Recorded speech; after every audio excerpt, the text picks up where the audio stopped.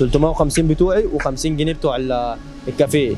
مين اللي دفع؟ انت اللي دفعتها؟ اه انا دفعتها. كداب اهو. ايه؟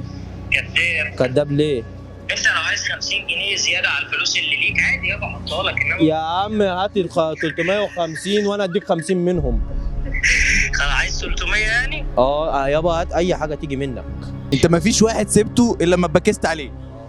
يعني قول 7-8 سنين كده. 7-8 سنين بتتبكس عليه. شرب عرض ب 65 جنيه ساب وخدمه 50. وخدمه 5 جنيه وشرب شرب حاجه ثانيه ب 15 جنيه وازازه ميه دي كده 100 جنيه، ساب 50 جنيه. انت اللي فتحت الميه ولا هو؟ بامان. انا ما فتحتش ميه بس مين اللي شربها؟ يا عم، انا ولا شربت ميه من الاساس. طب سؤال انت تعرف الايس كوفي ده منين؟ ايه؟ انت تعرف الايس كوفي منين؟ يا ما زي ما اعرف الفرابتشينو موكا.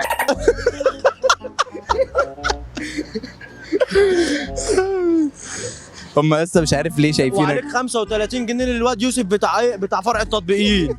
يلا بتاع الكانتين مطرح ما كنت شغال، عشان لغايه دلوقتي مش عايز تروح الشغل عشانه. شغل مين يا كنت انت رحت؟ عليك 35 جنيه ليوسف ولا لا؟ لا والله ماليش حاجه دفعتوه. يعني انت دفعت ال 35 جنيه وجت على 350 بتوع ارمط. في فرق صفر يا